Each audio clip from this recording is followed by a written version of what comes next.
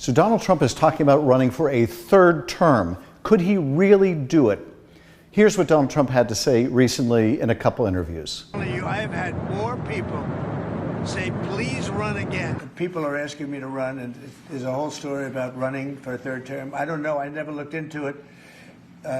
They do say there's a way you can do it. Now, those comments, it's fair to ask, is this a troll? Is this a joke, or is he really serious? Well, all of these Fox talking heads in the past have said this is a joke, this is a troll, this is his way of owning the libs. Here's just a sample of what the right-wing Fox and other personalities have had to say on this. Evidence that the president It's a joke. It's a joke. It's a joke. And the president loves to, entertain wherever he's at. He's got that entertainment vibe about him. Similarly, some of the legislative leadership in the Congress, like Senator Thune, have had this to say. But can we really discount this idea, as crazy as it is? I think the answer is no, not completely, when you consider all the other crazy ideas that Trump has articulated that seemed like a joke in the beginning, and then we found out, no, it seems he is perfectly serious about. Let's take a couple modern examples. Greenland.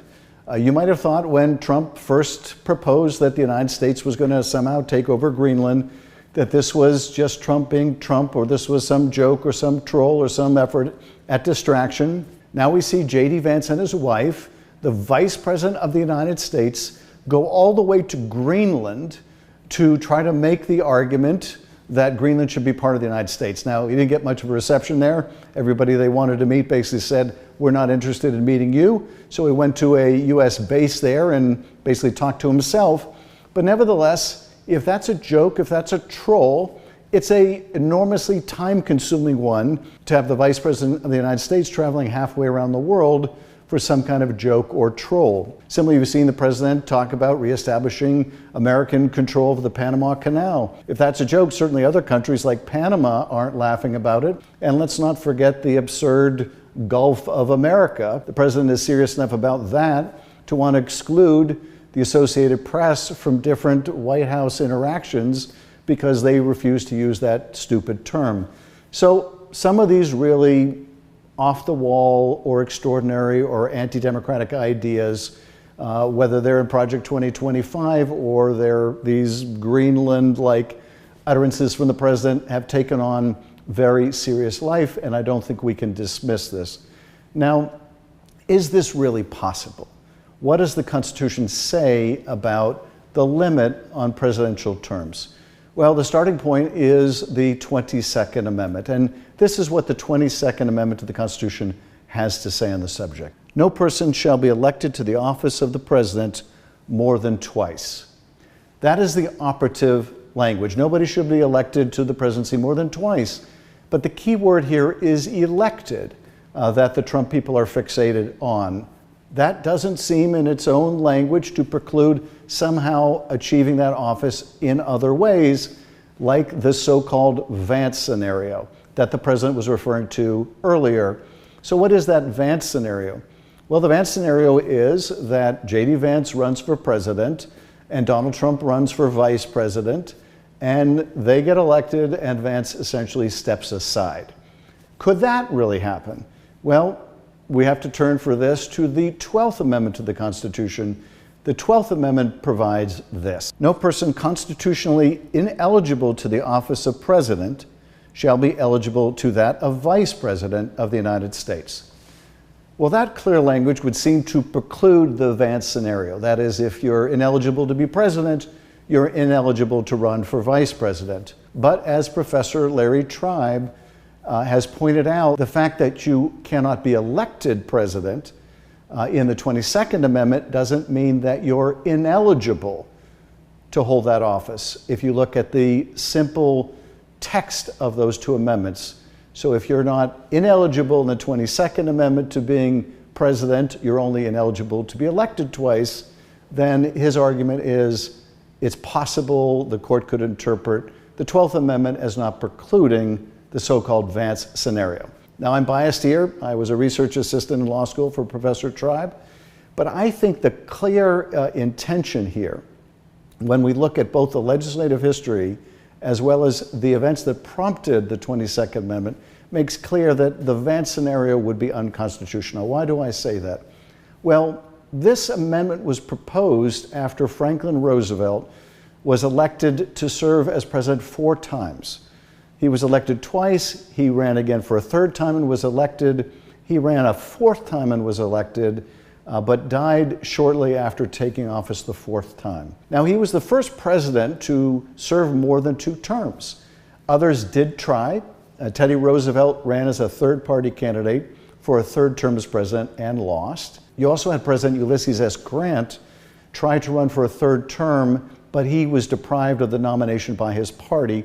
Franklin Roosevelt was the only one to succeed in getting more than 2 terms, and he succeeded because the nation was headed into war as he ran for that 3rd term, and the country wanted the strength and the stability of his leadership. Those were extraordinary circumstances. But even then, when he was out of office, the Congress moved very quickly to amend the Constitution with the 22nd Amendment in 1947 to preclude any other president from doing what Roosevelt did and serving more than 2 terms. The states thereafter ratified the Constitution. It took some 4 years to do so, but ratified that 22nd Amendment. And so the clear intent post Franklin Roosevelt was to make sure that a president could not serve more than 2 terms. But you can also look at the debate that was going on in Congress over the language of the 22nd Amendment and see how different formulations were proposed. There was an effort to essentially make it crystal clear that you couldn't do an end run around the 22nd Amendment and get more than 2 terms in office. Ultimately, though, the Congress opted for simplicity. And in that simplicity may have opened the door for these kind of Vance-like arguments, but they really run contrary to the plain intent of Congress, as well as what I think is the pretty clear language here. So I think that any court looking at this objectively in light of the history and the context would conclude that the Vance scenario was unconstitutional. But of course, that presumes a good faith Supreme Court, which at the moment, tragically, we do not have. So where did Trump get this idea anyway? Well, his model appears to be Vladimir Putin. Putin served 2 terms. The Russian Constitution prohibited him from serving a 3rd term. So what he did is he had Dmitry Medvedev, who was the prime minister, become the president as kind of a token figure, while Putin became the prime minister, but really ran the government like a president.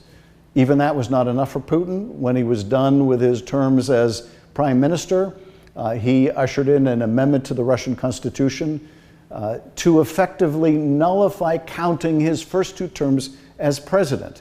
So even then, Putin changed the Russian Constitution to elongate his tenure and make him essentially president of Russia for life. Could Trump do that? I don't think there's any way he could amend the Constitution of the United States. But he might try that Vance scenario. But I don't think there's any way he would successfully amend the Constitution. Of course, what Trump really wants is to be some kind of a king, not unlike this in America, and we're not going to start now with Donald Trump. If you look back to where the whole precedent began for 2 terms, it really began at the founding of America. It began with George Washington, who after 2 terms, while immensely popular, could have easily run again and become essentially president for life, walked away from the presidency, understanding the dangers of keeping that office for too long. He cherished the idea of going back to being an ordinary citizen of the United States. His greatest achievement was arguably not defeating an empire, but rather rejecting a crown. And that precedent has stood us well for many, many years, broken only once in the case of Franklin Roosevelt, and then through action of the Congress and the states, we went back to that Washingtonian precedent. It will not be violated. We will not let it be violated. So even as we can't write off this prospect that they may try, we need to keep our focus on the damage they're doing right now, the damage they're doing in this term, the way they want to eviscerate Medicaid and the effect it will have shutting down hospitals and clinics, the way they're laying off veterans and dismantling veteran services, the way they're closing down Social Security offices and making it hard for our seniors to get their payments, the way they're attacking the institutions of our democracy. We cannot take our eyes off the damage they're doing here and now and the necessity of pushing back with everything we have. Hey everybody, so I started to make these nightly videos because I kept hearing from people with everything going on, it'd be nice to have some explanation at the end of the day that helps make sense of it all. So that's what I've tried to do, but I would love your feedback, and if you'd like to continue the conversation, please join along. But let me know, are there subjects you want me to cover? Are there movie clips you want me to include? As you can tell, I'm a movie fan, but I hope we'll get to continue the conversation and welcome your feedback.